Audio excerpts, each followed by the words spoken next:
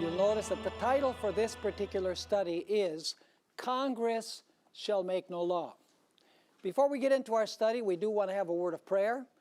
And then after the word of prayer, I'm going to do a review of the prophetic chain that we've studied so far. So let's bow our heads for prayer. Father in heaven, we thank you so much for revealing to us the end from the beginning. We are so thankful that we don't live in a time of uncertainty where we don't know where things are leading. You have said in your word how history would develop and how history will end. And we know that it will be a glorious end for those who love you. So I ask, Father, that you will inspire us through a study of Bible prophecy and that you will help us to remain faithful to you no matter what. We thank you, Father, for your presence, and we ask this in the precious name of Jesus. Amen.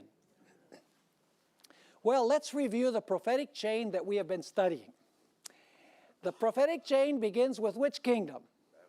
Babylon. Very well. Then you have a second kingdom, which is Medo-Persia. Then you have a third kingdom, Greece. Then you have a fourth kingdom, the Roman Empire. And then what happens with the Roman Empire? The Roman Empire is divided. In other words, this fourth beast sprouts 10 horns. The empire is divided. Then among the 10 horns rises what? The little horn. Is that also a Rome? Yes. Which Rome? It is papal Rome. And it rules from 538 till 1798. What happens in 1798 with the little horn or the beast?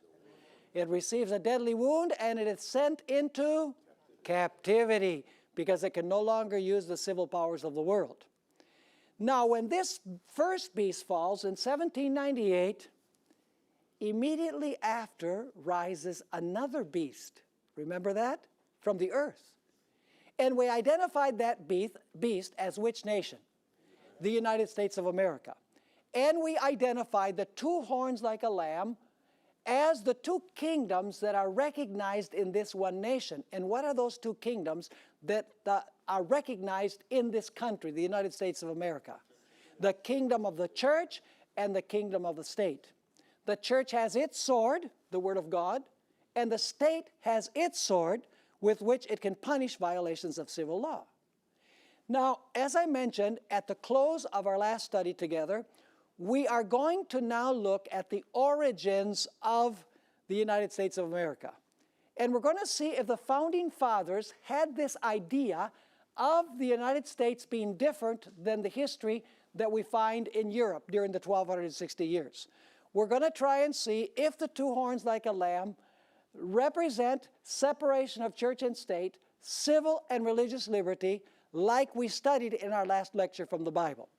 But I want you to notice once again that we are following a chain of events. Can you follow the trajectory of Bible prophecy? Is it actually quite simple?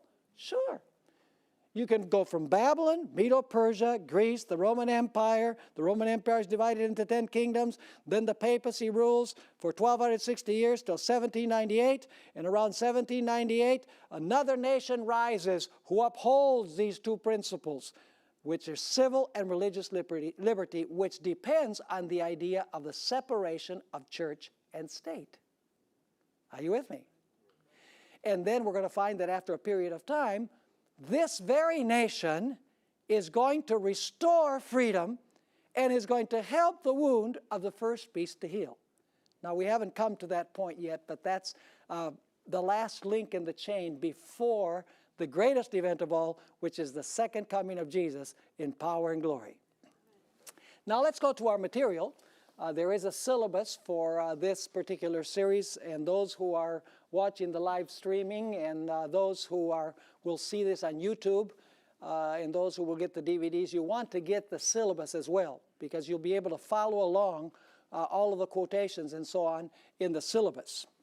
The Constitutional Fathers knew four things.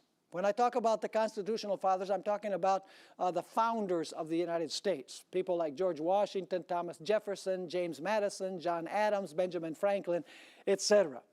They knew four things we know from their writings. Number one, they knew that the apostate Jewish church had influenced the Roman state to kill Christ. They knew the union of the apostate church with the civil power of Rome that is with Pontius Pilate to slay Christ. They also knew that in the early church, as it's told in the story of the book of Acts, that the Jewish church, the same apostate church that influenced the state to destroy Christ, they knew that that church continued appealing to the Roman emperors to persecute, and rulers, to persecute the disciples or the apostles who were preaching God's message after the ascension of Christ. They also knew the history of the church during the Dark Ages, during the 1260 years. The Founding Fathers described quite frequently, for example, the Inquisition. They knew that persecution had come during the 1260 years because the church had linked with the state and it had gotten the state to persecute those who did not agree with its doctrines and its practices. They also knew the history of the colonial period of the United States, which begins officially in the year 1620 when the Pilgrims came to the United States. Well, actually, there was no United States, but they came to the territory of the United States. They came seeking religious liberty, and then once they had it, they denied it to anybody who did not agree with them, anybody that did not belong to the established church, which was the Puritan church, a branch of the Anglican church. And so the Founding Fathers knew about the colonial period. They knew that in the colonial period, if you didn't go to church on Sunday, you could be fined and you could be thrown into prison. And in at least 3 of the colonies, there was a death decree against those who did not attend church on Sunday because they believed Sunday was the day of rest. You could not occupy a position in the civil government if you did not belong to the established church.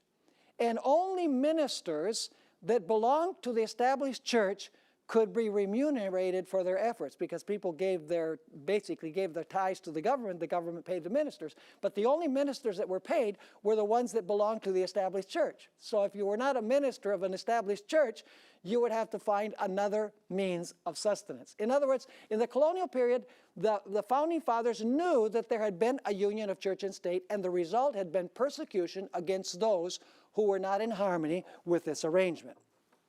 So we need to understand the founding documents of the United States within this historical context. The United States was not established in a vacuum.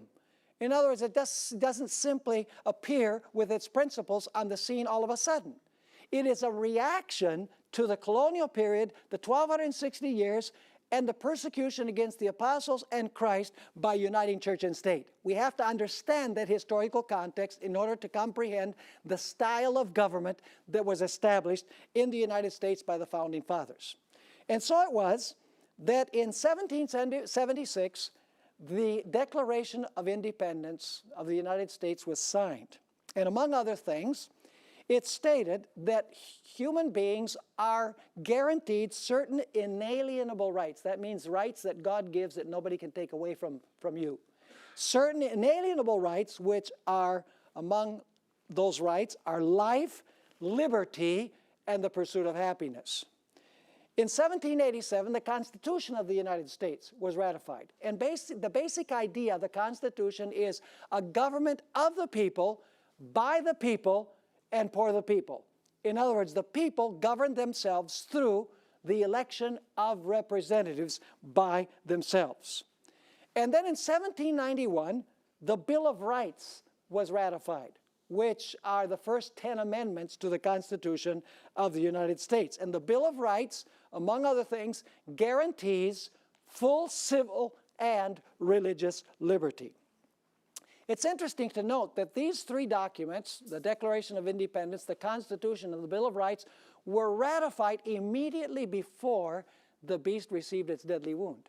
In other words, when the beast was about to receive its deadly wound, the next power coming onto the world scene was rising. Isn't that interesting? In the light of what we studied from Revelation chapter 13, where it says that the beast receives a deadly wound, then I saw another beast rising from the earth. So we know that the beast that rises from the earth rises around the year 1798. Now, in this new nation, there was a basic idea, and that is that there are 2 legitimate kingdoms that could exist in the United States of America. One was the church, and the other one was the state. The church would have its spiritual sword, which is the Bible. and the state would have the civil sword with which it could punish violations of civil law. These two principles upon which this nation was established are called republicanism, and that has nothing to do with the Republican Party, by the way. It's a republic. In other words, it's a Republican style of government. Basically means a representative civil government with the civil sword. And then you have Protestantism, which is a representative religious government with the religious sword. During the Middle Ages, in all civil matters, the king ruled. If the king said, jump, you could only say, how high? Because all of the power flowed from the king downward. The king had the last word, and what the king ordered, people did in civil affairs. In religious affairs, the Pope was the one who had the last words. If the Pope said jump, you better say, how high do you want me to jump? Because anything having to do with religion, when the Pope spoke or the papacy spoke, people were expected to obey blindly in religious matters, even if it conflicted with their individual conscience. In other words, all of the power during the period of the 1260 years flowed from top to bottom, from the king down to the people, and from the Pope down to the people as well. The founding fathers of the United States said, we're going to establish a different kind of government. Dare I use the word, a revolutionary type of government. A government that goes against all of the conventions that have been tried in the past. A government where the power does not flow from top to bottom, but where the power flows from bottom to top. Where instead of a king telling people what to do in civil matters, and a pope telling people what to do in religious matters, the people can decide by electing representatives what they are going to believe, what they are going to practice, so that they can govern themselves. Are you understanding the difference? So the founding fathers were trying a revolutionary experiment that had not been tried before. Because in previous empires, the king was the one who ruled in civil matters, and the Pope was the one who ruled in religious matters. So the founding fathers said, no, what we're going to do, there are going to be two kingdoms in this nation. There's going to be the church, and there's going to be the state. And both of these kingdoms are going to be separate from one another, and they are going to be based on the idea of freedom. Freedom of religion and freedom in civil matters.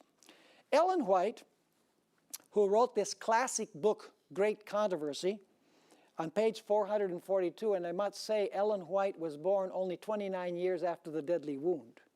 So she was very close to the time of the deadly wound. She wrote this about the ideas that the founders had. The founders of the nation wisely sought to guard against the employment of secular power on the part of the church, with its inevitable result, which is what? Intolerance and persecution. So what did the founding fathers want to keep away from? They wanted to keep away from the church being able to use the state. And when that happens, what is the result? According to what she says, the result is what? Intolerance and persecution. If you don't believe that the union of church and state leads to persecution and intolerance, all you have to go is to Muslim countries. There the church and the state are one. Let me ask you this. If the church and the state are joined together, will you lose both civil and religious liberties? Yes, you will. Because if you do not agree with the religion, you'll be killed, and the greatest civil right you have is life. Are you with me? So they are linked together. In other words, if you don't believe in full religious liberty and full civil liberty, church and state separate from one another, the end result is going to be, as Ellen White says, intolerance and what? And persecution. In this way, the founding fathers rejected the view of the Roman Catholic Church. The view that the church can use the state to force people into believing and practicing what the church believes and practices. So now what we want to do is take a look at the writings of some of the founding fathers of the United States to see if they believed in the idea of the separation of church and state, the church functioning as church and the state functioning as state, and thus guaranteeing full civil and religious liberty. Let's begin with Mr. Liberty himself, George Washington. George Washington is an individual that stands out for three primary reasons. Number one, he was the liberator of the United States from British rule. Number two, he was the first president of the United States, of the nation of the United States. And number three, he presided over the Constitutional Convention that drafted and implemented and ratified the Constitution of the United States. So I would say that he would be a very important individual in the history of the original history of the United States. Now, the Baptist delegation of Virginia wrote a letter to George Washington on August 8, 1779. And they congratulated him for being the president, for being elected president of the United States. And they asked him if the Constitution that was ratified in 1787 guaranteed full civil and religious liberty if it didn't have a Bill of Rights. See, the Bill of Rights had not yet been implemented, the first 10 amendments to the Constitution. So Washington wrote back to them, reassuring the Baptists that they didn't have to worry, that the Constitution guaranteed full civil and religious liberty without necessarily having a Bill of Rights. And I want to read to you what George Washington said about this idea of the Constitution not having a Bill of Rights and the Constitution guaranteeing civil and religious liberty in spite of not having a Bill of Rights. And I read now from George Washington. He stated this: if I could have entertained the slightest apprehension that the Constitution framed by the convention where I had the honor to preside might possibly endanger the religious rights of any ecclesiastical society, certainly I would never have placed my signature on it. And if I could now conceive that the general government is the federal government, that's the way they called it back then. And if I could now conceive that the general government might ever be so administered as to render the liberty of conscience insecure, I beg you will be persuaded that no one would be more zealous than myself to establish effectual barriers against the horrors of spiritual tyranny and every species of religious persecution. For you, doubtless remember, I have often expressed my sentiments that any man conducting himself as a good citizen, what kingdom does that have to do with? The civil power. Conducting himself as a good citizen and being accountable to God alone for his religious opinion, what kingdom does that have to do with? The religious kingdom or the church kingdom. Ought to be what? Protected in worshiping the deity according to the dictates of his own conscience. Did George Washington believe that there were two kingdoms? He most certainly did. Did he believe that you could be a good citizen and also you should be protected in your religious liberty? Absolutely. Now let's notice what Benjamin Franklin had to say. And I'm just choosing a sprinkling of the writings of the founding fathers of the United States. There are many more that I could read. In fact, I have a syllabus that is available from Secrets Unsealed where I have about 15 pages of quotations from the founding fathers. I've only chosen a few of them. Benjamin Franklin had a sense of humor. He wrote this: when religion is good, I conceive that it will support itself. And when it does not support itself, and God does not take care to support it, so that its professors are obliged to call for the help of the civil powers, 'tis a sign I apprehend of it being a bad one. Are you understanding what he's saying? He's saying that the church should not appeal to the power of the what? Of the state. Is this separation of church and state? Did Benjamin Franklin believe in the separation of church and state? Now you say, were the founding fathers inimical to religion? Were they enemies of religion? No. They said the only thing that the federal government can do is protect everyone's right to practice their religion without state interference. That's the only thing that the federal government can do with regards to religion, is protect everyone's right to practice their religion freely without the intervention of the civil power. Now let's notice what Thomas Jefferson had to say. I've been to the Jefferson Memorial many times in Washington, D.C. It's one of my favorite places to visit. It's this great big mausoleum type structure with white marble. And some of the famous sayings of Thomas Jefferson are written on the walls in the white marble. And one day I sat down and I wrote with my own hand one of those quotations. So the quotation I'm going to read now, I did not get out of a book. I sat down and I wrote it myself there at the Jefferson Memorial. I want you to notice what he said about religion and the civil power. Almighty God hath created the mind free. All attempts to influence it by temporal punishment or burdens are a departure from the plan of the holy author of our religion. Does he already believe in the separation of church and state there? He says yes. You can't, the secular power cannot, by punishment or burdens, get people to follow a certain belief. That's a departure of God's plan, is what he's saying. He continues writing, no man shall be compelled to frequent or support any religious worship or ministry, or shall otherwise suffer on account of his religious opinions or belief. But all men shall be free to profess and by argument to maintain their opinions in matter of religion. I know but one code of morality for men, whether acting singly or collectively. Did Thomas Jefferson believe that the civil power had no right to impose burdens or punishments on people because of their religious convictions? Yes. So did he believe in the separation of church and state? He most certainly did. Jefferson also wrote the following, and this is almost a humorous statement that he made. The legitimate powers of government extend to such acts only as are injurious to others. Does the state have the right to punish someone who steals from somebody else?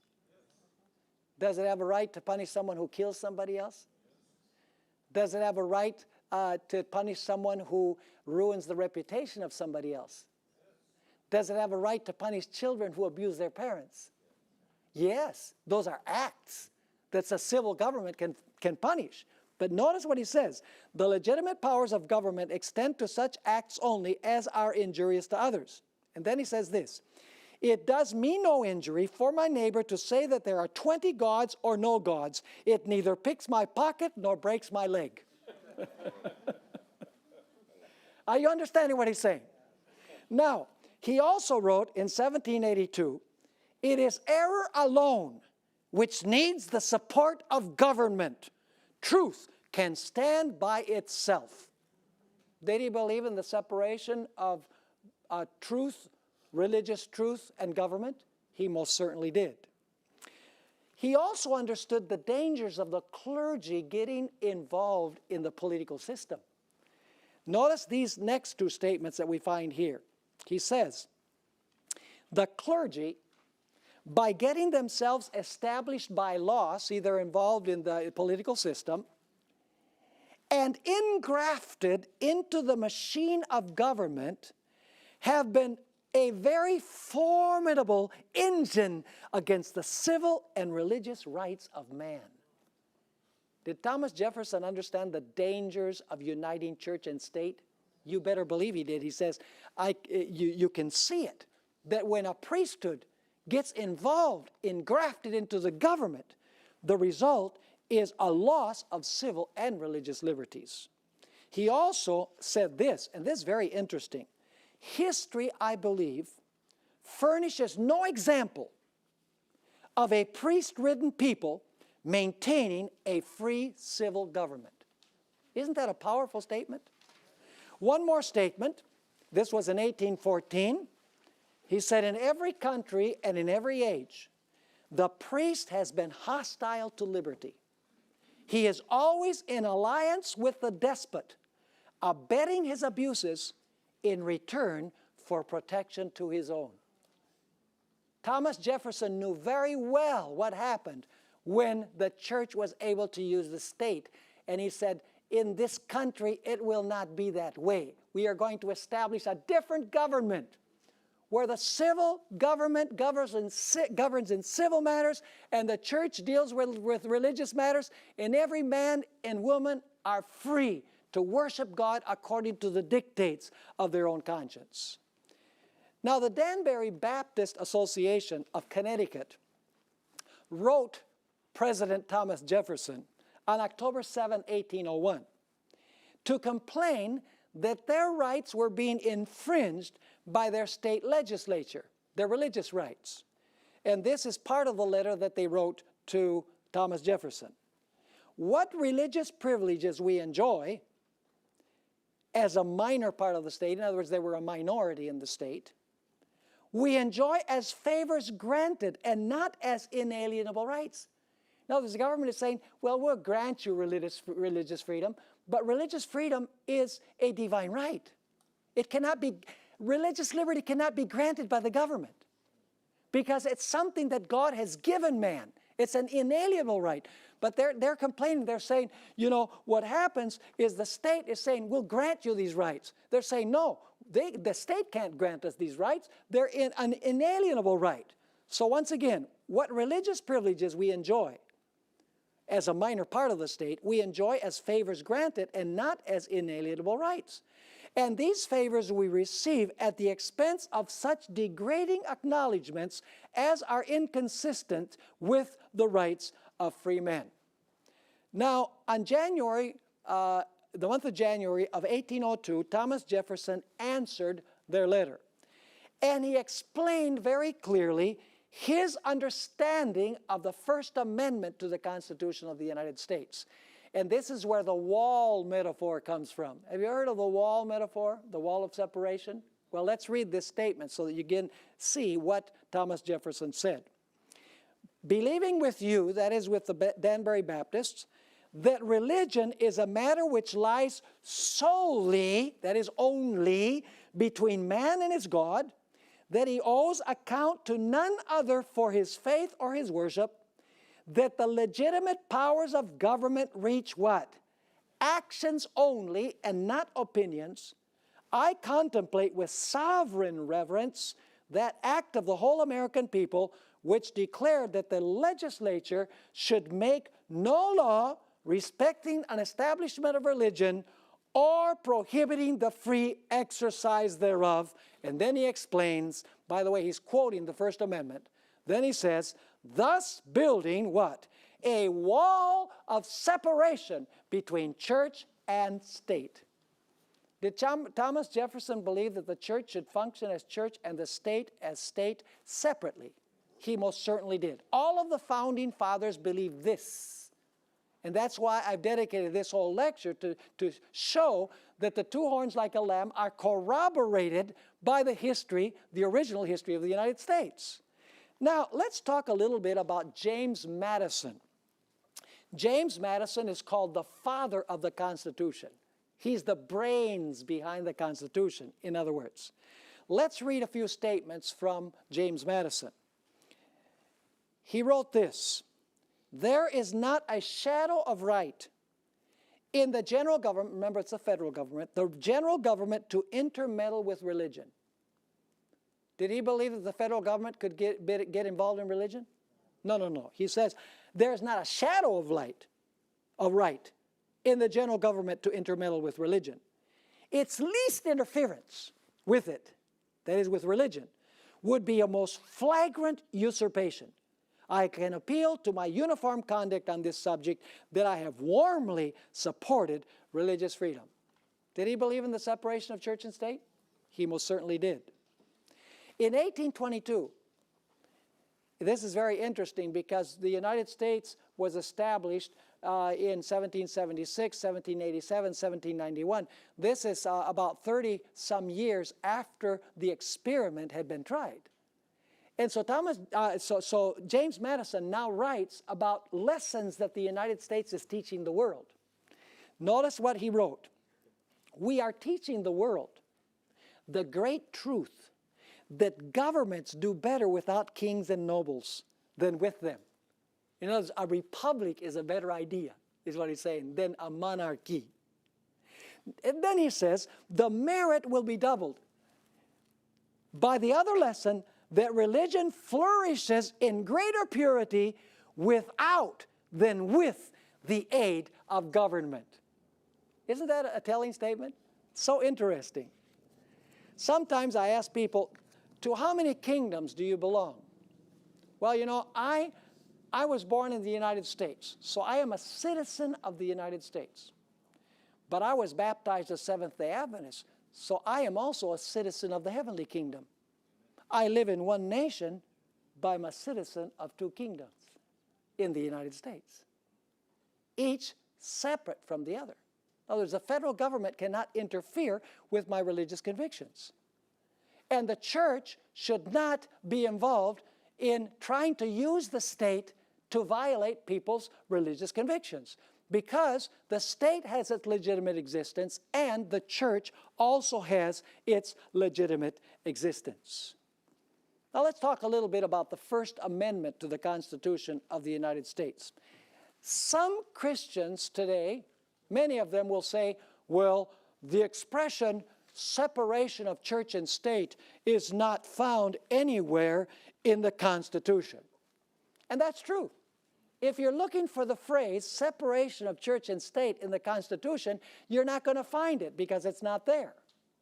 But the concept of the separation of church and state is in the Constitution, in the First Amendment to the Constitution, in fact.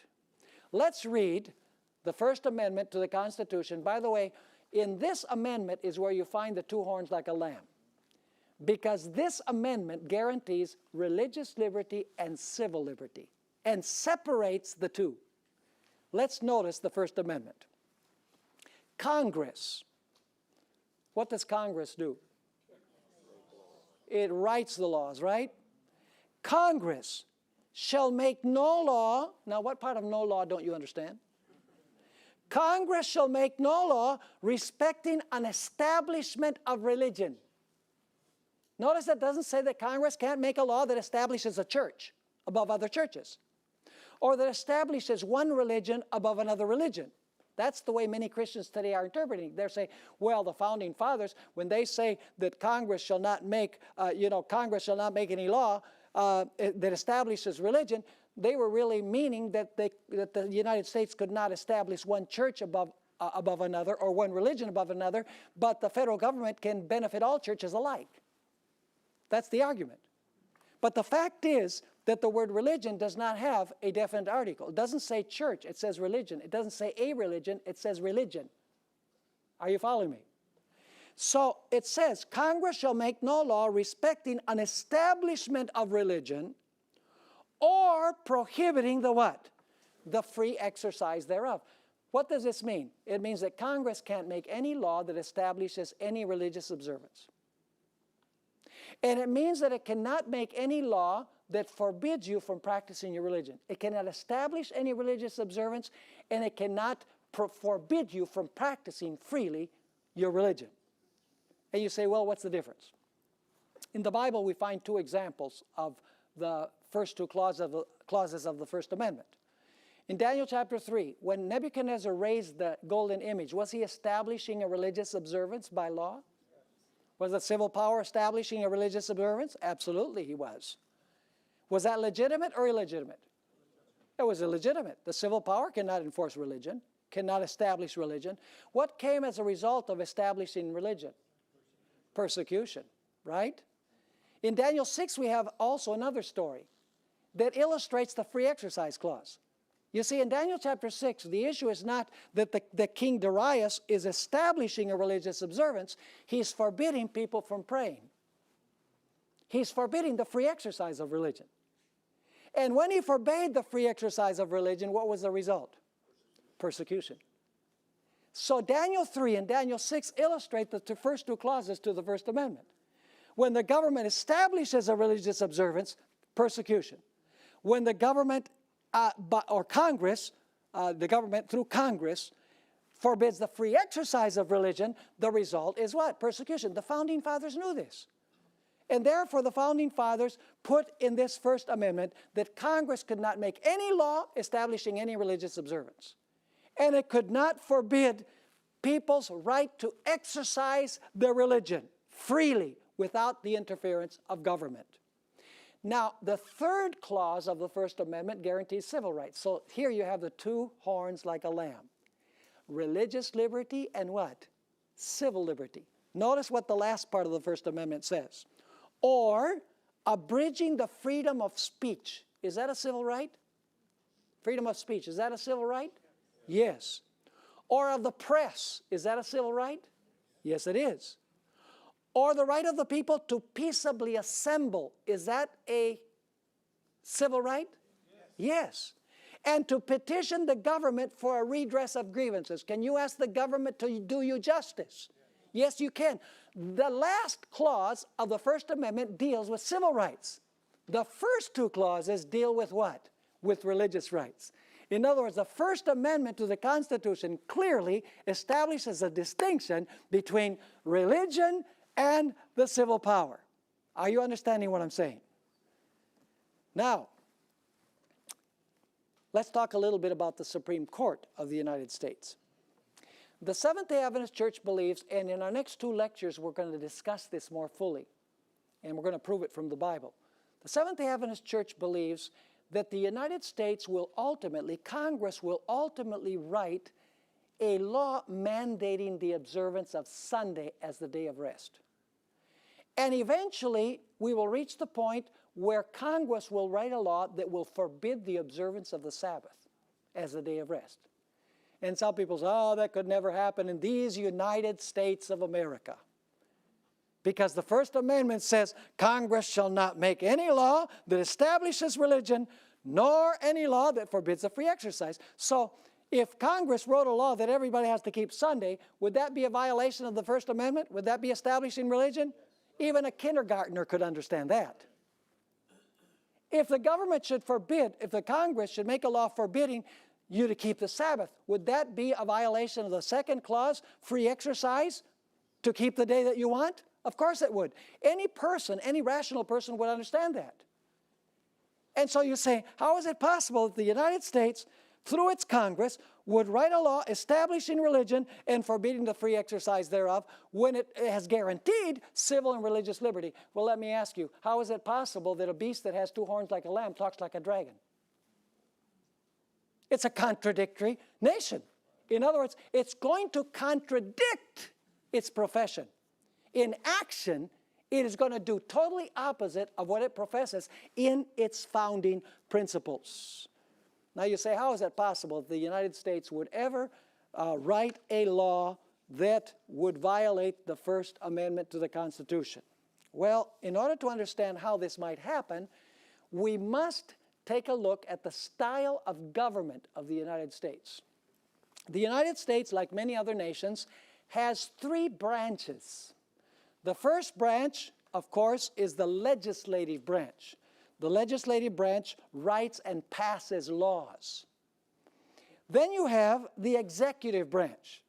The executive branch, the president and all of the individuals that work with him are the ones that are required to enforce the laws that are written by Congress. And then you have the judicial branch, primarily the Supreme Court, that interprets the laws to determine whether those laws are constitutional or not. In other words, the purpose of the judicial branch, the Supreme Court, is to decide if a law that's been written by Congress is constitutional or not. Now, if I were to ask you which is the most powerful branch of government in the United States, what would you answer? Well, many people say, well, it would be the Congress because they write the laws. Others would say, well, be the president because the president is required to enforce the laws. But really the most powerful branch of government is the judicial branch, primarily the Supreme Court. Now, do you know how the Supreme Court of the United States is composed today? The Supreme Court has 9 justices, but we only have 8 because Antonin Scalia died, and they haven't elected. There's this big fight. And by the way, this is the most important part of the next election, I believe, is whoever wins will appoint probably 3 Supreme Court justices because Ginsburg and Breyer and Kennedy are up in years. And so the next president probably, if the president is there for 2 terms, is probably going to elect 3 Supreme Court justices, which will totally transform the court.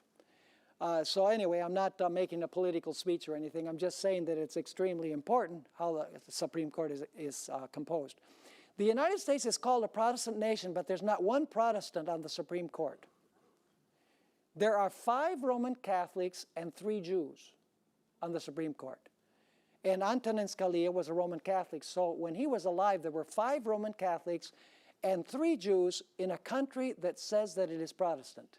Not one Protestant on the Supreme Court. Now you say, how do you know that the Supreme Court is the most powerful branch of government? Let me give you a couple of examples. Do you remember the election in the year 2000 in Florida? The hanging chads? Remember they were looking at the cards in the light to see which Chad they had punched, to see if they voted for Al Gore or for George Bush. Remember that? For several weeks we didn't know who had won the election. It would go from one lawyer to another. It would go from one court of law to another court of law, then to a higher court of law. Finally, the case went to the Supreme Court. And the Supreme Court said George Bush won the election in Florida. So basically, the Supreme Court elected the President of the United States of America. Let me give you another example. June 26. That's the anniversary tomorrow. It's my birthday, June 26. On June 26 of last year, the Supreme Court stated that gay marriage is something that is going to be legal all across the United States of America. Who can contest that? Who can question that decision of the Supreme Court? What court can you appeal it to? You can't appeal it to any court. So when the Supreme Court says the case was taken, gay marriage is something that is a right guaranteed in all 50 states, there's no court of appeal. That is what is going to happen. So let me ask you this. If the Supreme Court is willing to redefine marriage, contrary to the Bible definition, you don't think that the Supreme Court would be willing to redefine the day of worship? Of course it would. It will be in a time of national emergency. It'll be a time of great difficulty. And there are trying times that are going to come to this country, folks. People don't have the foggiest idea what is going to happen. There's going to be an economic meltdown. There's going to be more terrorist attacks. There's going to be more so-called natural disasters. And it's not due to climate change and all of these reasons that are being given. The fact is that God is withdrawing His Spirit from this country. Because this country has said, we don't want God. We don't want His Word. We don't want you in our life, is what this country has said. And so God says, you don't want me? I'm not going to force myself on you. And He removes Himself from those who have rejected and said that they don't want Him in their lives. And human beings can be very cruel when they're devoid of the Spirit of God. And of course, after the close of probation, Ellen White describes this world. She says that there's a scene of strife such as no pen can picture. Can you imagine what the world is going to be like with Satan in total control of the finally impenitent? He won't be in control of God's people, but he will be in control of all of the wicked in the world. We haven't seen anything yet compared to what is coming. And the world, even the Protestant world, they say, well, it's the Muslims and it's the terrorists and, they blame everything. It's climate change. And they applaud the Pope. They say, wow, the Pope, he's got it straight, you know. We need to emphasize the poor, and we need to emphasize the family, and we need to emphasize climate change. He's got it right. And they don't realize that the reason why everything is going downhill is because God is withdrawing His Spirit from the earth. He's releasing the winds of strife. That's what's really happening in this nation. This nation, if it was to return to God, it would have to return to what God says in His Word. Now, I'm not talking against people. You know, if people want to live a gay lifestyle, you know, I believe the government should give them that civil liberty. But the government does not have any right to redefine marriage, because the Bible defines marriage as between a man and a woman. If gay people want to have civil unions, and I think they should get tax breaks, just like people who are married. But God has defined marriage as between a man and a woman. And how is it that man or the Supreme Court would redefine marriage? And you don't think that the United States, through its Congress, would also be able to redefine the meaning of God's day of worship? You say, well, Pastor Bohr, how is that possible? In the United States of America? The land of the free and the home of the brave? Something like that could happen? Listen, the beast of Revelation 13, it says it has two horns like a lamb, but it speaks like a dragon. Listen carefully. It doesn't say that the two horns are broken and then it speaks like a dragon. It speaks like a dragon while it still has the two horns. In other words, this nation is not going to get rid of the First Amendment to the Constitution. It's going to say we still uphold the First Amendment. But what is going to happen is that unconstitutional laws will be declared constitutional. Are you with me? And that's why we need to defend the Constitution of the United States as it was given originally. The Founding Fathers believed in the separation of church and state. They believed that the civil power could not make any law having to do with religion, either enforcing any religious observance or forbidding the right of people to practice their religion. Am I making myself clear? Now let me talk to you here about John Adams and the Treaty of Tripoli. You say, what is that? The Treaty of Tripoli? What in the world could that mean? Well, on June 10, 1797, 1 year before the deadly wound, actually less than a year before the deadly wound, John Adams signed into law what is known as the Treaty of Tripoli. And I'm going to read only the one line that we find in this treaty, which is significant to our discussion.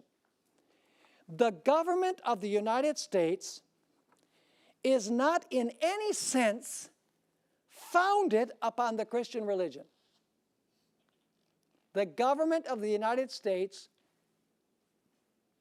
is not what? In any sense founded upon the Christian religion. This Treaty of Tripoli has really bothered a lot of evangelicals and conservative Protestants in the United States, because they want to say that the foundation of the United States is a Judeo-Christian foundation. But the fact is, the Founding Fathers knew that if the United States was founded on the Christian religion, that would be unconstitutional, because it would be establishing religion. Would it not? It would be establishing religion to say that the United States is established upon the Christian religion. They knew that. Incidentally, this treaty in May of 1797, right before John Adams signed it into law, it was read before the Senate. A written copy was given to every senator. It was approved unanimously by the Senate without one dissenting vote. It was published in the great newspapers of Philadelphia and New York. Those were the big cities back then. There was not a whimper of protest from anyone, no letter from anyone protesting. What do you mean the United States is not founded on the Christian religion? The fact is that the United States was a nation composed by a majority of Christians. But it is not a Christian nation. It's not founded on Christianity, because if it was founded on Christianity, that would be unconstitutional, because the government cannot establish any religion. Are you with me or not? So the Founding Fathers knew what they were doing. Ellen White, who was born only 29 years after the deadly wound, wrote in 1888 about the secret of the power and prosperity of the United States of America. Listen to what she wrote. Among the Christian exiles who first fled to America and sought an asylum, why did they come here? An asylum from what? From royal oppression. That has to do with the king, right? They were fleeing the style of government that had kings. And priestly intolerance. Was there also intolerance on the part of the church? Absolutely, because the church had a pope, see? So they were fleeing from the idea of having a king in civil matters and a pope in religious matters. She says, were many who determined to establish a government upon the broad foundation of what? Civil and religious liberty. Their views found place in the Declaration of Independence, which sets forth the great truth that all men are created equal and endowed with the inalienable right to life, liberty, and the pursuit of happiness. And the Constitution guarantees to the people the right of self-government, providing that representatives elected by the popular vote shall enact laws and administer the laws. Freedom of religious faith, First Amendment, right? Freedom of religious faith was also granted, and every man being permitted to worship God according to the dictates of his conscience. Republicanism, which is basically a state without a king, and Protestantism, a church without a pope, became the fundamental principles of the nation. And now notice this ominous statement. These principles are the secret of its power and prosperity. Have you ever read those statements where Ellen White says that when the Sunday law is proposed, that will lead to national apostasy, and national apostasy will lead to national ruin? That's what she's describing. It's not when people say the United States is so great because it had greater armies, bigger territory, more people, more money. All of those are side issues. The secret of the power and prosperity of the United States are these two principles upon which the nation was founded. If the nation someday should join church and state, if someday the United States should allow the church to control the civil government, to persecute those who do not agree with the general ideas of religion, the United States would be repudiating the two horns like a lamb and would begin speaking like a dragon.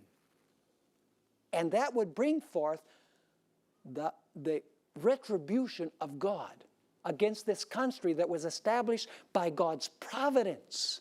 This country was raised in God's providence. Praise the Lord that for 200 years this country has abided by its principles.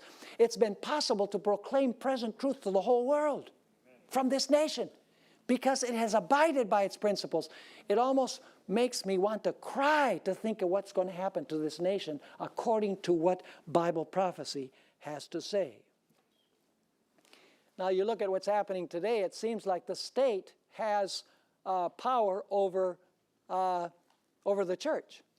You know, like State Bill 1146. You know, the state is going to dictate to religious universities, you know, you have to go by the LGBT agenda, or else you're going to lose support. So it appears that the state is interfering more with the church than the church with the state. But prophecy tells us that that is going to change. Eventually, what's going to happen is you're going to have an image of what happened during the Middle Ages. The church is going to control the state, and the church is going to dictate to the state religious laws, and those who do not abide by those religious laws will be persecuted. So let me ask you then, do the founding fathers of the United States agree with what Bible prophecy has to say? Did they believe in two principles? Did they believe in the idea of civil liberty, which, by the way, means that you believe in a civil government? Did they believe in religious liberty, which has to do with the church? Did they believe that both of these things must remain separate in order for there to be full civil and religious liberty? We have examined their writings. Their writings corroborate our interpretation of the prophecy of Revelation chapter 13. Have you understood what we've studied? So where are we in the prophetic chain? Well, let's review again. My wife says, you review too much. You repeat too much. And I tell my wife, listen, how does a parrot learn to talk? You repeat and repeat and repeat to the parrot, and the parrot learns to say it. So you got to repeat.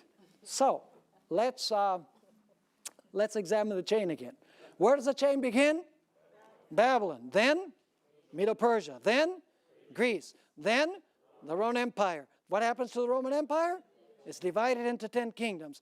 Then the papacy rules for how long? 1,260 years. What happens at the end of 1,260 years? The papacy receives a deadly wound with a sword. The state turns against it. And the papacy is sent into what? Captivity, because it can no longer use the civil powers of the world to accomplish its purposes. When the papacy falls, this other beast rises from the earth, the United States of America, with the two horns like a lamb. In other words, it guarantees full civil and religious liberty by the idea of the separation of church and state. Where are we in the prophetic chain? What is the next event in the prophetic chain? The next event in the prophetic chain is that this beast from the earth that has two horns like a lamb will end up speaking like a dragon. We are at the very final end of the chain, at the final link. And the United States will speak like a dragon because it will help the beast recover its power. Remember what we said? It will tell everyone to worship the first beast, to make an image of the first beast, to enforce the mark of the first beast. It will do everything on behalf of the first beast. It will exercise the authority of the first beast. In other words, the United States will restore the idea of uniting church and state that existed with the papacy and the civil powers of Europe during the 1,260 years. Now don't miss the next couple of lectures, because we're going to unpack this a little bit more. We're going to talk about the mark of the beast. We're going to talk about the change in God's law as the defining issue at the end of time. So don't miss for anything in the world the next exciting episode in this series.